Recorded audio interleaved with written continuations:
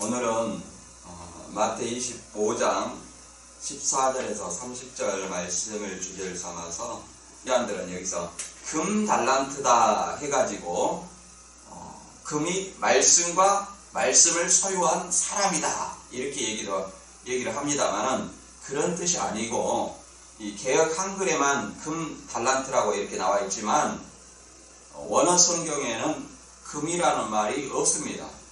그리고 18절에 나와 있는 말을 빌리면 그 달란트라는 것은 돈을 얘기합니다. 돈.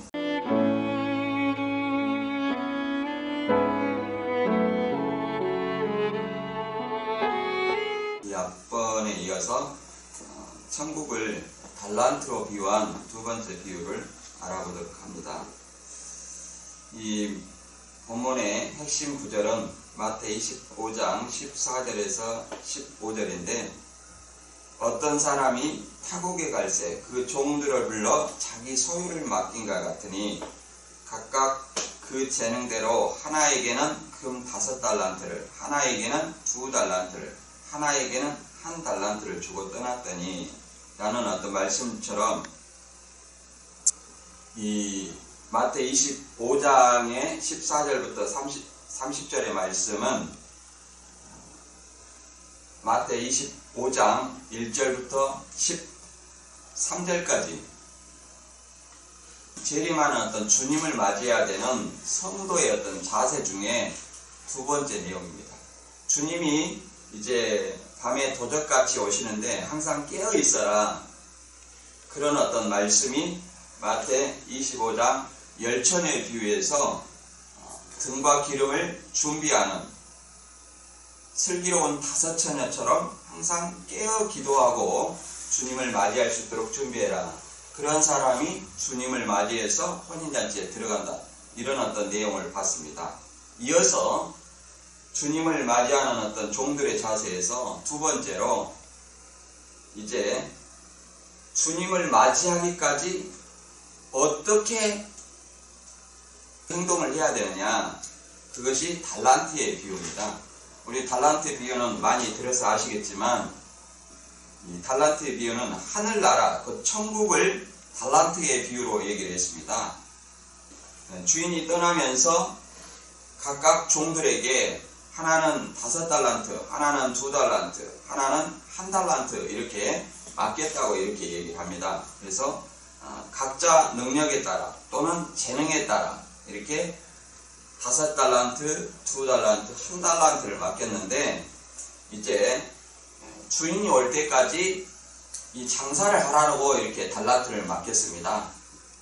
근데 이제 두 사람은 달란트를 배로 남겼지만 그 중에 한 사람 1달란트 받은 한 사람은 달란트를 남기지 아니했다. 이런 어떤 말입니다.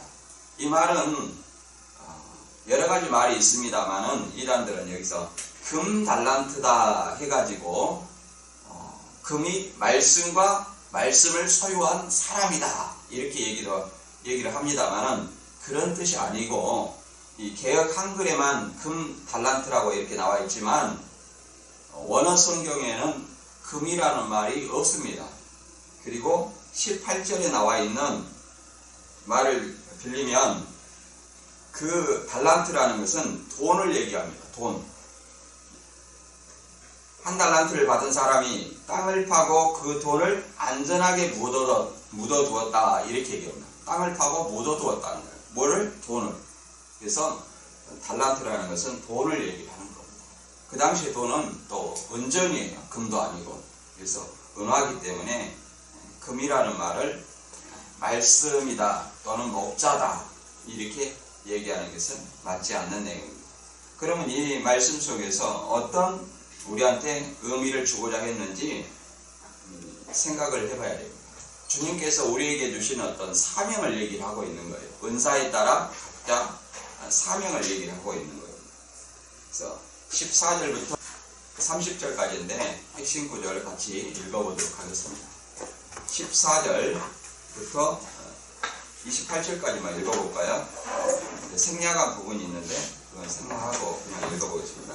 14절부터 같이 읽어볼게요. 시작. 또 하늘나라는 마치 어떤 사람이 먼 나라로 길을 떠나면서 자기 동들을 불러 돈을 맡긴 것에 비유할 수 있다. 그는 각자의 능력에 따라 한 사람에게는 5달란트를, 한 사람에게는 2달란트를, 한 사람에게는 1달란트를 주고 여행을 떠났다. 5달란트를 받은 사람은 곧 그 돈으로 장사를 하여 5달란트를 더 벌었다. 2달란트를 받은 사람도 그렇게 하여 2달란트를 더 벌었다. 그러나 1달란트를 받은 사람은 땅을 파고 그 돈을 안전하게 묻어두었다. 얼마 뒤에 주인이 여행에서 돌아와 자기 돈을 세만하고 그들을 불렀다. 이번에는 1달란트 받은 사람이 와서 말하였다. 주인님, 저는 주인님이 씨를 뿌리지도 않은 곳에서 거두어드리고 심지도 않는 데서 모아드리는 인색하고 매정한 분이신 줄 잘 알고 있지요. 그래서 제가 이익을 남기더라도 빼앗아서 갈 것이므로 돈을 다만 땅속에 감추어 뒀다가 그냥 가지고 왔습니다. 그러자 주인은 그 종에게 호통을 쳤다. 이 악하고 게으른 놈아, 내가 나를 그런 매정한 사람으로 알고 있었다면 너는 적어도 내 돈을 이자놀이 하는 사람에게 맡겨 내가 이자를 받을 수 있도록 해줘야 할 것이 아니냐. 여봐라, 이자가 가진 돈을 빼앗아 10달란트를 가진 사람에게 주어라. 이렇게 말하고 있습니다. 이제 생략된 부분도 있고 그럽니다. 근데 이 말을 제가 현대어 성경으로 이렇게 읽어봤습니다. 현대어 성경을 읽어본 것은 개역 한글 가지고 자꾸 초점을 금이 무엇이냐 이렇게 얘기하는 사람이 있어요. 그리고 교주들이 자기가 이게 금이 뭐냐 뭐 이렇게 말씀과 목자다 이렇게 푸는 어떤 이 내용 속에서 풀이하는 해석하는 것이 중요한 것이 아니라 교주에게 예수님이 왔다면 재림했다면 이런 것을 해석할 필요가 없이 바로 결산을 해야 됩니다. 달란트를 남겼느냐 안 남겼느냐 그것이 중요하지. 이게 뭐 금이 성경에 나오지도 않는 금이 말씀이니 또 금이 목자니 이렇게 하고 얘기를 하는 것이 아니라 자기한테 예수님이 재림하면 달란트 남긴 사람한테는 말 그대로 어떻게 해야 돼요? 주인의 즐거움, 곧 천국에 참여하고 영생을 줘야 되고 그 다음에 달란트를 남기지 않는 사람은 쫓아내고 영벌을 받아야 되는 겁니다. 그런데 자기한테 예수님이 재림했는데도 불구하고 성경에도 없는 금이 말씀이니 목자니 이렇게 하는 것은 성경을 왜곡할 뿐 아니라 스스로 성경대로 자기가 출현하지 않았다는 것을 드러내고 있는 것입니다. 그래서 이 말씀 속에서는 어떤 의미를 얘기를 하냐면 주인이 오시기까지 곧 예수님이 떠나면서 자기 제자들에게 각각 은사대로 사명을 맡긴 걸 얘기를 하는 겁니다. 사명을 맡겼어요. 그 사명의 그 은사나 사명은 각각 달라요. 다르다는 걸 얘기를 하고 있습니다. 그것을 5달란트, 2달란트, 1달란트로 비유한 거예요. 각각 받은 사람의 사명이 다 달라요. 은사에 따라서. 그러나 중요한 것은 은사에 따른 어떤 사명이 다르더라도 얼마나 예수님이 오시기까지 충성되게 일했느냐 안 했느냐 이걸 말하고자 하는 거예요. 예수님이 왔을 때 충성되게 일했느냐 안 했느냐 이 잘하였다 충성된 종아 그 다음에 일하지 않은 1달란트 받은 사람은 이 악하고 게으른 종아 이렇게 말하고 있습니다. 그리고 그 악하고 게으른 종은 어떤 사람이냐 보면 주인이 어떤 사람인지 알지 못했다는 거예요. 주인을 오해하고 있었죠. 주인이 씨를 뿌리지도 않는 곳에서 거둬들이고 심지도 않는 데서 모아들이고 인색하고 매정한 분이다. 그리고 자기가 이익을 남길지라도 빼앗아갈 사람이다. 이렇게 오해했다는 거예요. 그러면 주인은 예수님이기 때문에 예수님의 뜻을 제대로 알지 못했기 때문에 일을 하지 않았다는 겁니다. 그런 사람이 1달란트 받은 사람이에요. 그것은 언제 결정합니까? 우리가 결정할 수는 없어요. 예수님 오시면 바로 이익 남긴 자와 이익 남기지 못한 자, 곧 충성되게 일하는 자와 은사대로 사명을 감당한 자와 사명을 감당하지 못하고 게으른 자, 이렇게 나눠지는 것입니다. 이런 어떤 말씀을 통해서 다음 넘어가도록 이 소주제를 알아보도록 합니다. 이 소주제 두 개 정도로 나눠봤는데요. 주인이 소유를 종에게 재능대로 맡겼는데 이 재능대로 맡긴 이 달란트가 무엇이냐? 예를 들어서 이 달란트의 포인트가 있지 아니하고 말 그대로 재능이 뭐냐, 요것에 또는 금이 뭐냐, 이것에 포인트가 있는 것이 아니에요. 그리고 두 번째, 주인의 뜻을 아는 자와 그 다음에 알지 못하는 자, 이 차이가 결국은 사명을 충성되게 일했느냐, 충성되게 일하지 않느냐, 이런 결과로 나온다는 거예요. 이게 자기가 받은 은사대로 사명을 충성되게 한 사람은 주인의 뜻을 잘 알고 있었던 사람이에요. 그러나 한 달란트 받은 사람처럼 주인의 뜻을 오해하고 있는 사람은 자기의 은사에 따라 받은 사명을 게을리한 사람이에요. 이 차이에 대해서 우리가 이제 알아보도록 합니다.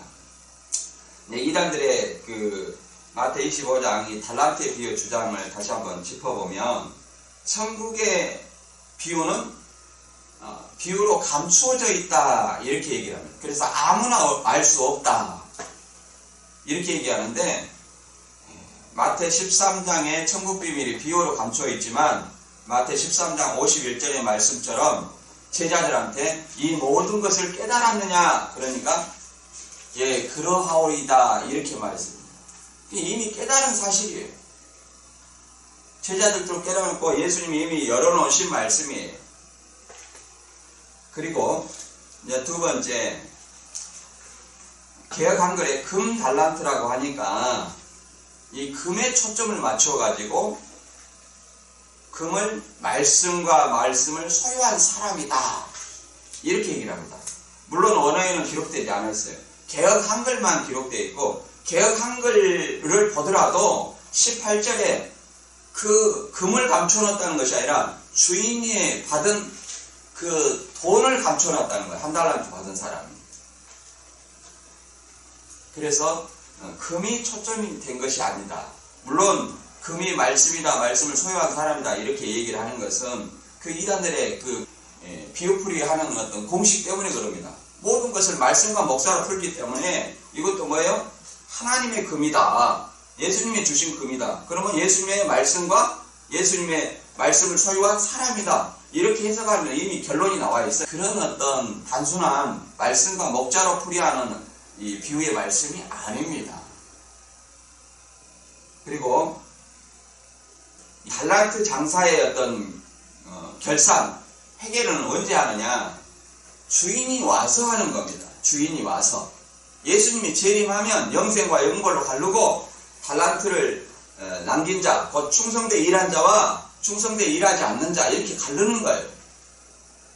그런데 중간에 이자를 받는다고 돈을 받거나 이런 것은 전혀 잘못된 얘기예요.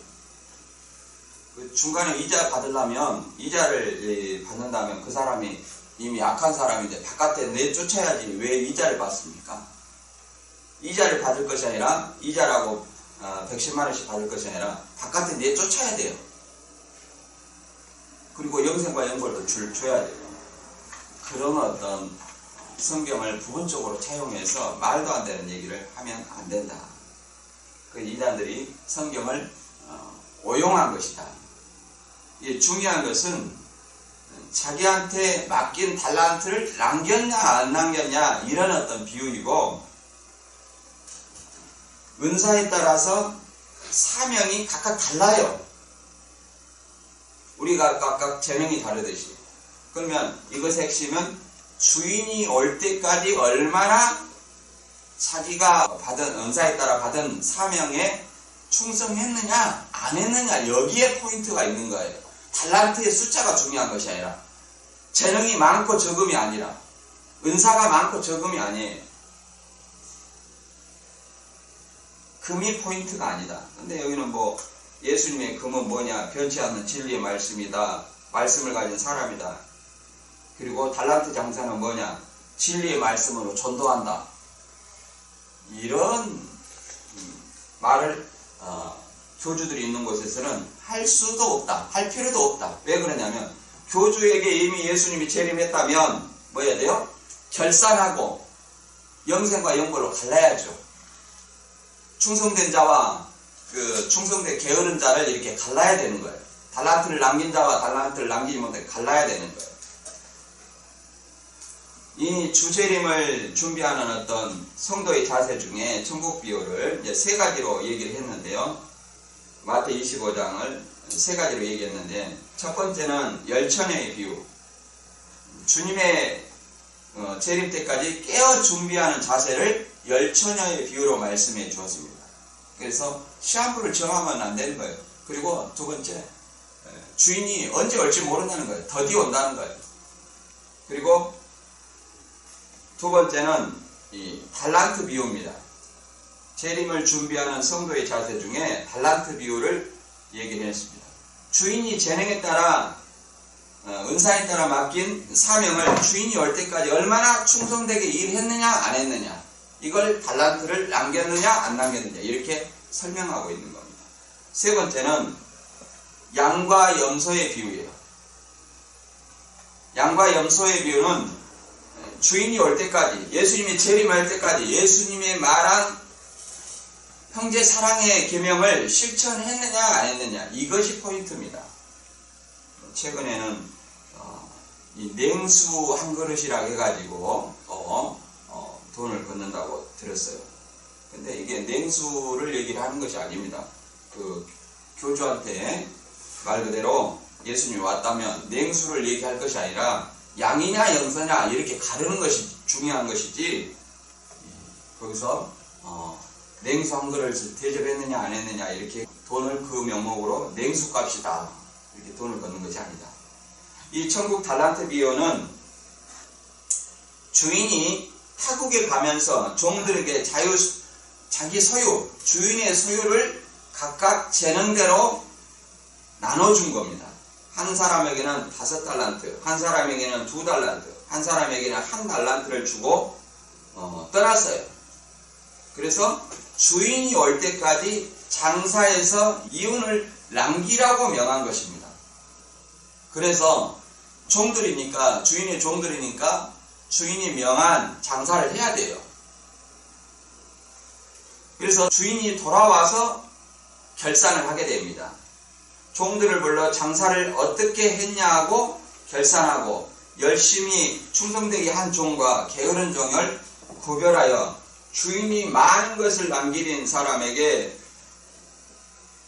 주인의 즐거움에 참여하고 게으른 종은 쫓아낸다는 것을 이렇게 비유로 설명한 것입니다. 이것은 뭘 비유한 거냐?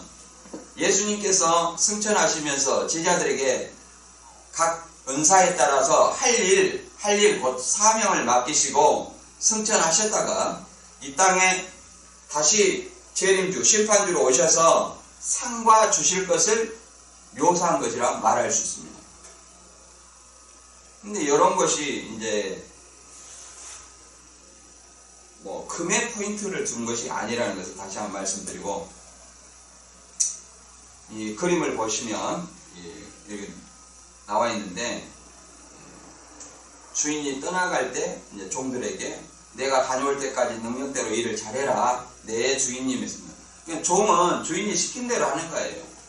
그러니까 예수님의 종이라면, 예수를 믿는 사람은 예수님이 자기한테 준 은사대로 사명을 예수님 오실 때까지 다 하는 거예요. 내 사명이 크건 작건 그건 중요하지 않아요. 달란트를 많이 받았건 적게 받았건 그건 중요하지 않다. 이제 본문 읽어보면서 설명하도록 하겠습니다. 마태 25장 14절과 15절을 읽어보면, 또 어떤 사람이 타국에 갈새 그 종들을 불러 자기 소유를 맡긴과 같으니 각각 그 재능대로 하나에게는 금 5달란트를, 하나에게는 2달란트를, 하나에게는 1달란트를 주고 떠났더니 이렇게 말합니다. 그러니까 예수님이 승천하시는 어떤 모습을 어떻게 비유했냐? 어떤 사람이 타국에 갈 때 그 종들을 불러 소유를 맡겼다는 거예요. 각각 5달란트, 2달란트, 1달란트 이렇게 맡겼다는 겁니다. 맡기고 떠났다는 거예요.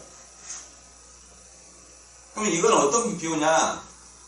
마태 25장 1절에서 말씀처럼 천국의 비유예요. 천국을 열처녀의 비유로 말하고 달란트의 비유로 말하고 양과 염소의 비유로 얘기를 하는 겁니다. 이것을 이해를 돕기 위해서 현대어 성경을 통해서 한 번 더 읽어보겠습니다. 14절과 15절입니다. 하늘나라는 마치 어떤 사람이 먼 나라로 길을 떠나면서 자기 종들을 불러 돈을 맡긴 것에 비유할 수 있다. 그는 각자의 능력에 따라 한 사람에게는 5달란트를, 한 사람에게는 2달란트를, 한 사람에게는 1달란트를 주고 여행을 떠났다. 이렇게 얘기를 합니다. 자, 뭘 비유한 거예요?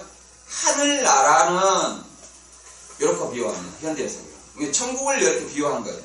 그리고 달란트를 맡겼다고 했는데 여기서는 길을 떠나면서 자기 종들을 불러 뭘 맡겼어요? 돈을 맡긴 것에 비유할 수 있다. 이게 달란트는 뭘로 지금 표현하고 있어요?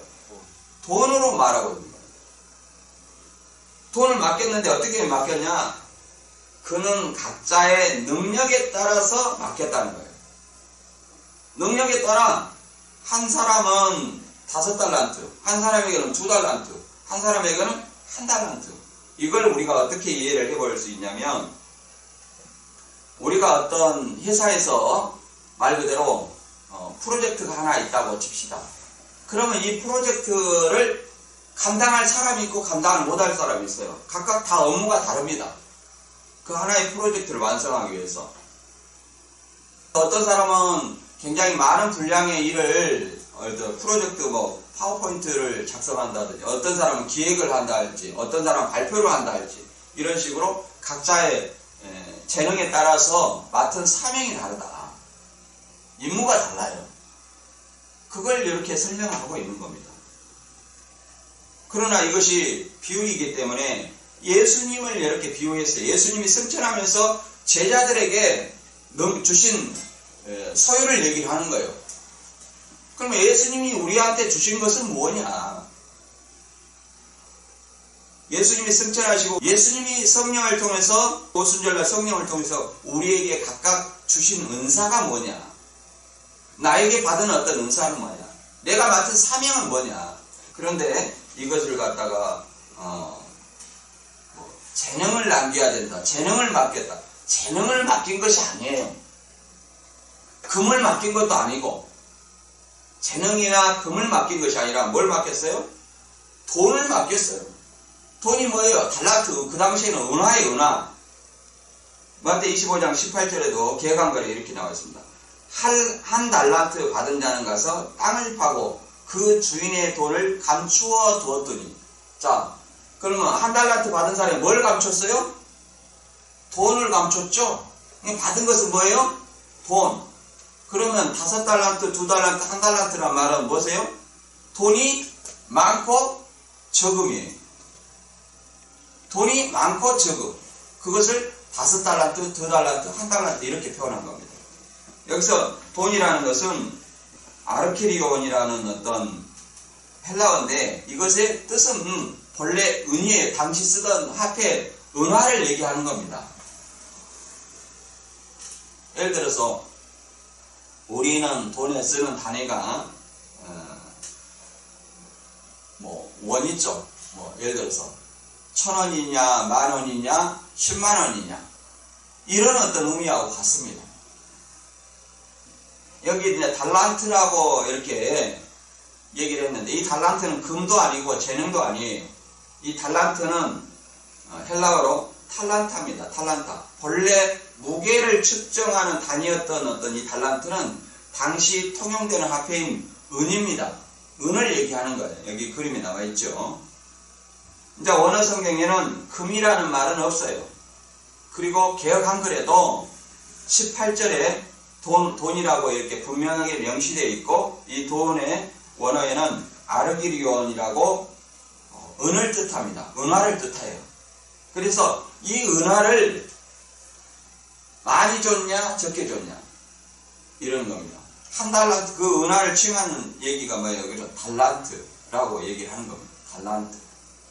그래서 5달란트, 쉽게 말해 우리식으로 얘기하면 5만 원을 줬냐 2만 원을 줬냐 만 원을 줬냐, 이거 가지고 좀 장사 좀 해서 이윤을 좀 남겨봐라 이런 얘기예요. 내가 돌아와서 얼마나 일했는지 종들 너희들한테 보겠다 이런 얘기입니다. 그런데 이것을 달란트가 재능이다 이런 말은 아니에요. 물론 어떻게 그렇게 말하는 사람도 있어요. 달란트가 뭐 재능이라는 뜻도 있습니다. 근데 보시면 이제 예수님이 와서 결산을 합니다. 결산하면 영생과 영벌, 천국과 지옥으로 바로 갈라지는 거예요. 근데 세림 없이 중간에 이자 걷고 냉수라는 어떤 말로 돈 걷고, 이것은 굉장히 비성경적이다. 예수님 오시면 어떻게 해야 돼요?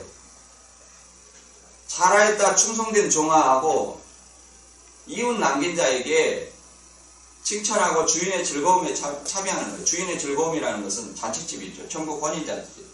그리고 이윤을 남기지 않는 자에게는 이 악하고 게으른 종을 바깥 어두움에 내쫓는 거예요. 그래서 이것은 천국에서 영생을 얻느냐 아니면 지옥 가느냐 이런 어떤 결론으로 나눠지는 거예요. 이제 19절에서 23절까지 읽어보겠습니다. 얼마 뒤에 주인이 여행에 돌아와서 자기 돈을 세마리고 그들을 불렀다. 5달란트를 받은 사람이 10달란트를 주인에게 가지고 왔다. 주인은 그가 일한 일을 썩 잘해낸 것을 보고 이렇게 말하였다. 내가 이 작은 일에 충성을 다하였으니 이제 내가 더 큰 일을 너에게 맡기겠다. 자, 어서 와서 나와 함께 기쁨을 나누자. 다음에는 2달란트를 받은 사람이 와서 보고하였다. 주인님이 주신 2달란트를 제가 배로 남겼습니다. 주인은 그에게도 잘하였다. 너는 착하고 충성스러운 종이다. 내가 이 작은 일에 충성을 다했으니 이제 내가 더 큰 일을 너에게 맡기겠다. 자, 어서 와서 나와 함께 기쁨을 나누자 하고 말하여. 이 5달란트, 2달란트 받은 자는 어떻게 했어요? 자기 재능에 따라서, 말 그대로 은사에 따라서 사명을 감당한 거예요. 그것을 5달란트 받은 자는 5달란트를 남겨서 10달란트를 주인한테 말씀드렸고, 2달란트 받은 자는 배나 남겨서 2달란트를 더 남겼죠. 그래서 주인한테 이렇게 보고를 했습니다. 그러니까 둘 다 똑같이 얘기를 합니다. 잘하였다. 충성되는 종이다. 내가 이 작은 일에 충성을 다했으니 이제 내가 더 큰 일을 너에게 맡기겠다. 자, 어서 와서 나와 함께 기쁨을 나누자. 개역 한글에는 어떤 주인의 즐거움에 참여하자 이렇게 설명하고 있습니다. 누가복음에서는 열무나 비유하고 이렇게 비슷한 얘기를 하는데, 열무나 비유하고는 좀 다른 개념입니다. 거기는 주인이 달란트 남기지 않는 사람은 거기는 주인의 왕됨을 싫어한 사람이라 이렇게 표현을 했어요. 그래서 내용이 약간 달립니다. 24절과 25절, 한 달란트 받은 사람인데, 한 달란트 받은 사람 24절과 25절 제가 읽어보겠습니다. 먼저 현대 성경을 한 달란트 받은 사람을 읽어볼게요. 이번에는 한 달란트를 받은 사람이 와서 말했다. 주인님, 저는 주인님이 씨를 뿌리지도 않는 곳에서 거두어 드리고 심지도 않는 데서 모아 드리는 인색하고 매정한 분인 줄을 잘 알고 있지요. 그래서 제가 이익을 남기더라도 빼앗아 갈 것이므로 돈을 다만 땅속에 감추어 뒀다가 그냥 가지고 왔습니다. 이렇게 말합니다. 이 사람은 주인을 어떻게 아는 사람이요? 아주 인색하고 매정한 사람이라는 거예요. 아주 인색하고 매정한 사람이라 그 생각해서 뭐예요? 씨를 뿌리지도 않는 곳에 거두고 심지도 않는 곳에도 모으는 이 날가는 것 같은 사람으로 안 거예요. 그러니까 자기가 일한 것도 뺏어갈 것이므로 뭐 한다는 거예요? 감춰가지고 그대로 자 여기 본전이 있습니다 이런 얘기하는 거예요. 본전.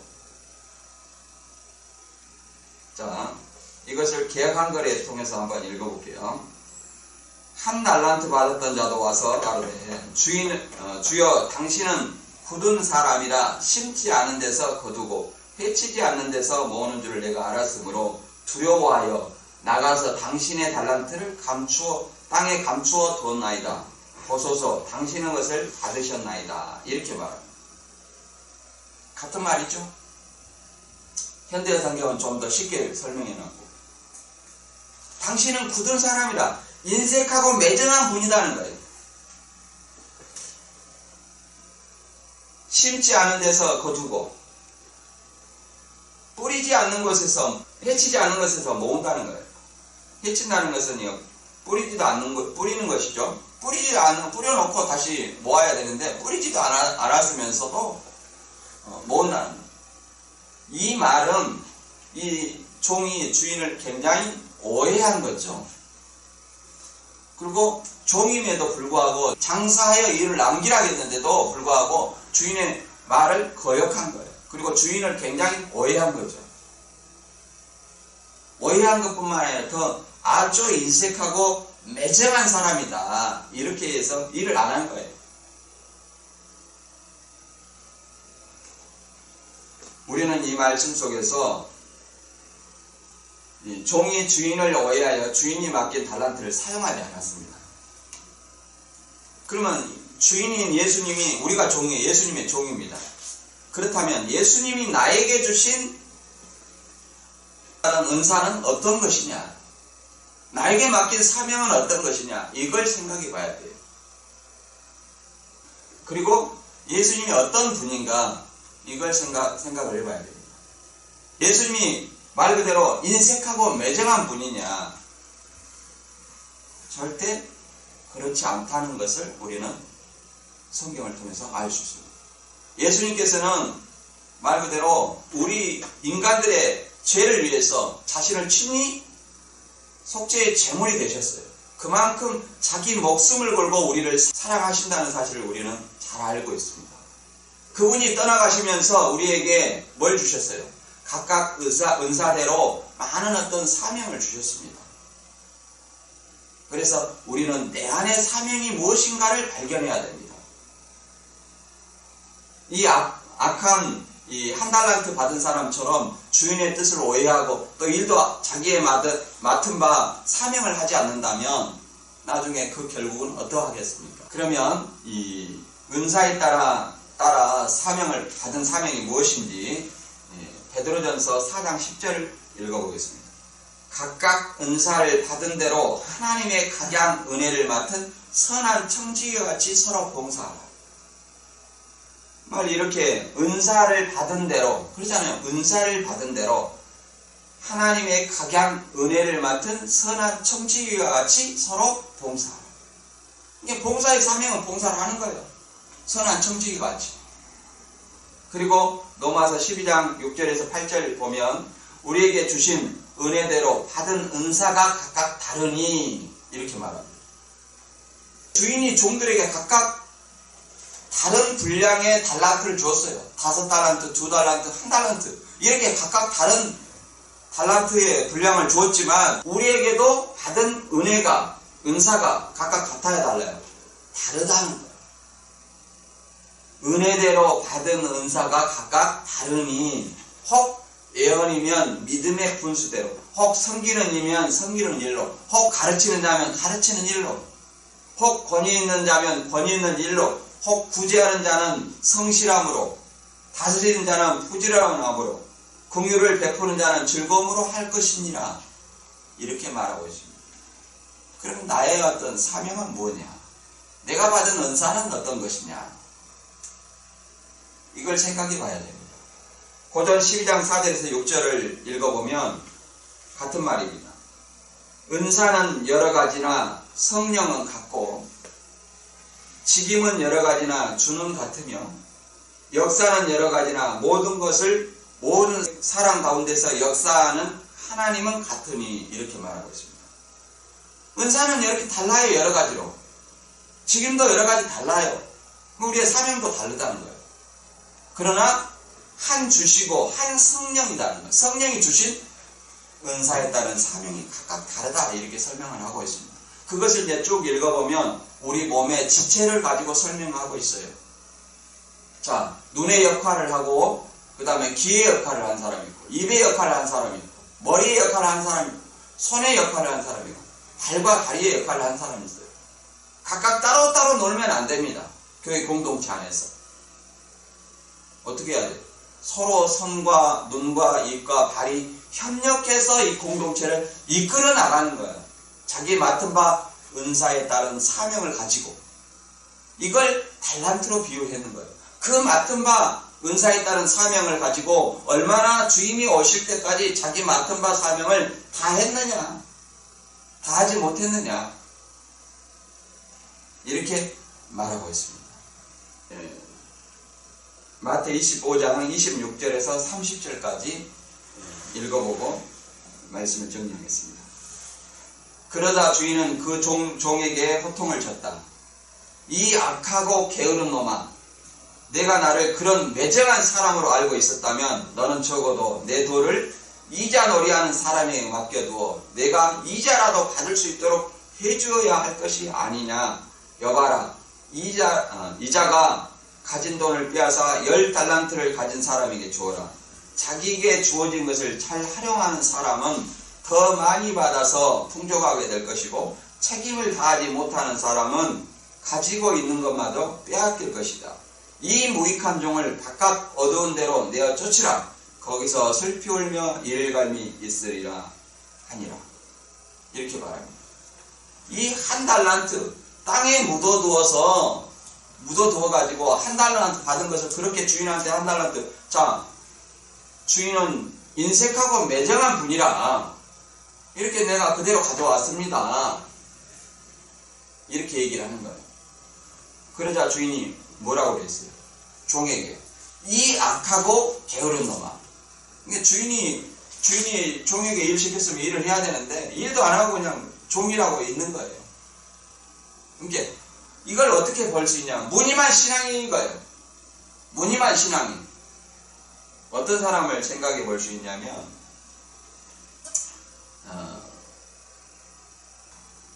구원받았으니까 어떠한 것도 우리가 행할 필요가 없다. 이렇게 말하는 사람을 가끔 봅니다. 그래서 어떤 사명이나 자기 어떤 맡은 바를 할 필요가 없다. 이렇게 말하는 사람들을 가끔 봅니다. 이거는 율법의 행함을 얘기하는 것이 아니에요. 예수님이 승천하면서 우리에게 주신 은사에 따른 사명이기 때문에 율법의 행함을 얘기를 하고 있는 건 아니에요. 구원받은 자의 행함을 얘기하고 있는 거예요. 그런데 간혹 천국은 다른 당상이니까 나는 아무 일도 안 해도 된다. 내가 어떤 죄를 지어도 괜찮다. 이렇게 말하는 사람을 봤어요. 그 사람은 제가 볼 때는 무늬만 신앙이에요. 쉽게 말해서 여기서 말하는 한 달란트 받은 사람입니다. 예수님이 와서 어떻게 하겠습니까? 이 악하고 게으른 놈아, 내가 나를 그런 매정한 사람으로 알고 있었냐? 이렇게 말할 거예요. 그 사람은 주인을 어떻게 했어요? 주인을 오해한 거예요. 주인을 오해했어요. 예수님이 성경에 기록한 이런 말씀의 뜻을 제대로 알지 못하고 주인을 오해한 거예요. 그래서 이 무익한 종을 바깥 어두운 데로 내어 쫓으라. 거기서 슬피 울며 이를갈미 있으니라. 이렇게 얘기합니다. 주인의 뜻을 알아서 행하는 사람. 결국은 제가 봤을 때 이 한 달란트 받은 사람도 주인의 뜻을 알지 못해서 나태하지 않았느냐. 자기의 사명을 감당하지 않았지 않느냐. 이런 생각을 합니다.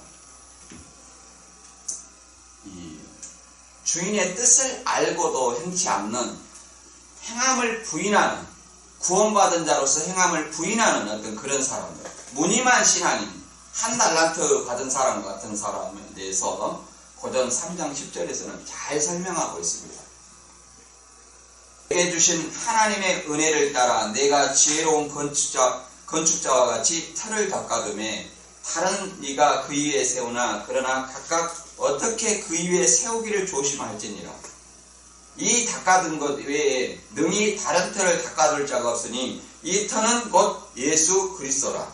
만일 누구든지 금이나 은이나 보석이나 나무나 풀이나 집으로 이 터 위에 세우면 각각 공력이 나타날 터인데 그 날이 공력을 밝히리니 이는 불로 나타내고 그 불이 각 사람의 공력이 어떠한 것을 시험할 것입니다. 만일 누구든지 그 위에 세운 공력이 그대로 있으면 상을 받고 누구든지 공력이 불타면 해를 받으리니 그러나 자기는 구원을 얻되 불 가운데서 얻은 것 같으니라. 이렇게 설명하고 있습니다. 이 말은 무슨 말이냐면 내게 주신 하나님의 은혜를 따라, 그렇죠? 은혜가 각 달라요. 내가 지혜로운 건축자와 같이, 사도 바울이 지혜로운 건축자와 같이 터를 닦아뒀다는 거예요. 그 터는 누구예요? 11절에 이 터는 예수 그리스도라는 겁니다. 여기서 말하는 것은 예수 그리스도를 믿는 사람, 예수 그리스도를 믿는 사람을 얘기하는 거예요. 이 터가 예수 그리스도니까. 그러나 11절에 이 닦아둔 것 외에 예수 그리스도 터 말고요, 능히 다른 터를 닦아줄 자가 없으니, 다른 터는 누구예요? 다른 예수를 얘기합니다. 오늘날 수많은 교주들이 예수님의 영이 자기한테 임했다. 이런 사람들은 뭐예요? 예수 그리스도의 터가 아니라 다른 사람의 터예요. 그들은 이긴 자니 새 요한이 얘기하니까 이긴 자의 터고 새 요한의 터예요. 새 요한을 사칭하고 이긴 자를 사칭하는 그런 사람의 터예요. 이는 예수 그리스도의 터가 아니기 때문에 그 사람들은 이 말씀의 적용 대상도 되지 않습니다. 근데 우리 예수 믿는 사람을 대상으로 하는 얘기예요. 예수 믿는 사람은 이렇게 얘기합니다. 이 터를 닦아두고 우리 각자를 건축자로 얘기를 합니다. 건축자로. 바울도 자기를 건축자로 얘기하는 거예요. 그러니까 예수 그리스도의 터 위에 뭘 세워요? 집을 세우는 거예요. 집을. 그러면 집을 지을 때 우리는 세상에 집을 때 벽돌로 짓냐, 시멘트로 짓냐, 나무로 짓냐 이렇게 여러 가지로 짓는 거예요. 근데 여기서도 본문에서도 어떤 걸 지어요? 금이나 은이나 보석으로 지은 사람이 있고 또 어떤 사람은 나무나 풀이나 집으로 이 집을 지은 사람이 있다는 거예요. 우리가 생각할 때는 요새 나무나 풀이나 집으로 지으면 친환경 집이다 이런 말씀을 하고자 하는 것이 아닙니다. 친환경 집이 아니라 여기서는 우리 예수 그리스도를 믿는 사람이 마음의 성전을 어떻게 짓느냐 이걸 얘기를 하는 거예요. 근데 이 집을 지은 것을 뭐라고 말하냐면 각각 13절에 각각 공력이 나타날 터인데 공력이라는 것은 자기 구원받은 자로서 행함을 얘기하는 겁니다. 그날이 그러니까 자기 집을 짓기 위해서 행함이 있어야 돼요. 이 5달란트, 2달란트 받은 사람처럼 행함이 있어야 돼요. 그날이 공력을 밝히리니 이 말은 주님이 오시는 날에 그 공력을 밝힌다는 거예요. 누가 주님의 뜻대로 아름다운 집을 지었느냐 그렇지 아니하느냐. 공력을 밝히리니 이는 불로 나타나고 그 불이 각 사람의 공력을 어떠한 것을 시험할 거라. 만일 누구든지 그 위에 세운 공력이 그대로 있으면 상을 받고. 자 이렇게 말합니다. 예수님이 오시는 날 불로 그 집을 각 사람의 지은 집을 태운다는 거예요. 시험을 하는 거예요. 불시험을 통해서 시험한다는 거예요. 근데 그 집이 그대로 남아있어요. 남아있다는 것은 금이나 은이나 보석으로 지었다는 거예요. 그 말은 5달란트, 2달란트 받은 사람처럼 행함이 있어요. 각각 은사에 따라 받은 바 사명을 다 했다는 겁니다. 충성되게 일했어요. 그런데 그렇지 아니하고 나무나 풀이나 집으로 모양만 있는 그런 사람은 그 불시험, 예수님 오실 때 불시험을 하면 타져서 없어진다는 거예요. 그런 사람은 어떻게 됩니까? 남아있는 사람은 상을 받지만 이건 구원하고 관계없는 일이에요. 상하고 관계있는 거예요. 상급하고 관계있는 거예요. 누구든지 공력이 불타면 해를 받으리니 그러나 자기는 구원을 얻되 불 가운데서 얻은 것 같으니라. 뭐라고 말합니까? 이게 구원은 받아. 구원하고는 상관없어요. 불 가운데서. 이게 부끄러운 구원이라는 거예요. 자랑스러운 어떤 구원이 아니라 내 집이 뭐예요? 예수 그리스도 터만 남은 거예요. 위에 나무나 풀이나 집이 다 타버렸잖아요. 그러니까 뭐만 남은 거예요? 예수 그리스도를 믿는다는 이 터만 남은 거예요. 터만. 그래서 우리가 예수 그리스도를 믿으면 어떠한 집을 지어야 될 것인가? 주님 앞에서 말 그대로 5달란트, 2달란트, 1달란트 이 어떤 얼마나 많은 달란트 재능대로 은사를 받았느냐 이것이 중요한 것이 아니라 그 은사대로 받은 사명을 얼마나 충성되게 했느냐 안 했느냐 이것에 따라서 우리가 달라진다는 거예요.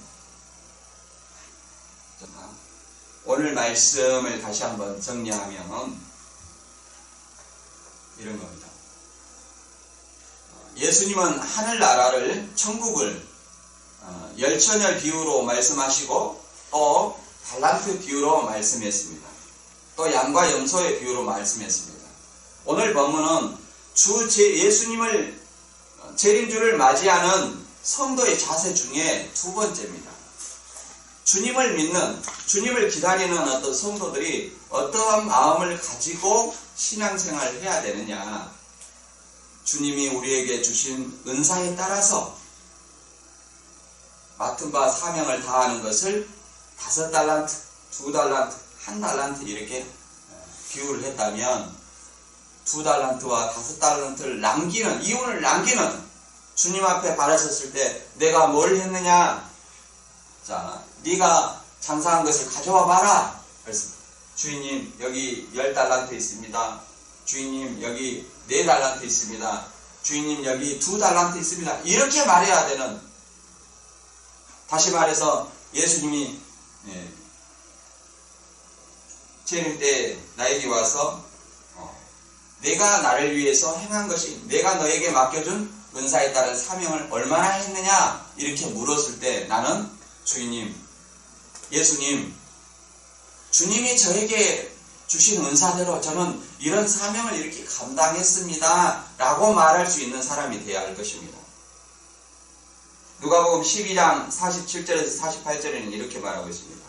주인의 뜻을 알고도 예비치 아니하고 그 뜻대로 행치 아니한 종은 많이 맞을 것이요 알지 못하고 맞을 일을 행한 종은 적게 맞으리라. 무릇 많이 받은 자에게는 많이 찾을 것이요 많이 맡은 자에게는 많이 달라 할 것이니라. 그러잖아요. 5달란트 받은 사람은 5달란트를, 2달란트 받은 사람에게는 2달란트를, 1달란트 받은 사람에게는 1달란트를 요구를 하는 거예요. 그러니까 나는 몰랐으니 괜찮다. 뭐 알지 못하고 맞을 짓을 행한 정도 뭐예요? 역시 맞는다는 거예요. 주인한테 책망을 받는 거예요. 그래서 우리는 고전 4장 1절과 2절의 말씀처럼 사람이 마땅히 우리를 그리스도의 일꾼이요 하나님의 비밀을 맡은 자로 여길지어다. 그리고 맡은 자에게 구할 것은 충성이니라 하는 말씀처럼 우리가 주님 앞에 나아갔을 때 주님이 다시 오셔서 나에게 내가 무엇을 했느냐 이렇게 말했을 때 주님 저에게 주신 은사에 따라 제가 맡은 사명을 다 했습니다 하는 이런 사람이 될 수 있도록 저와 여러분이 되기를 기도합니다. 오늘 말씀은 여기서 마치겠습니다. 잠깐 기도하겠습니다.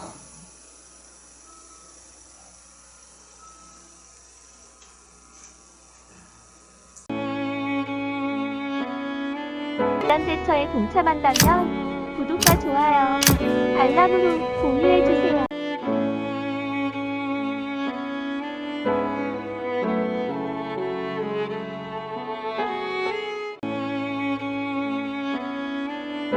캡처에 동참한다면 구독과 좋아요, 알람으로 공유해주세요.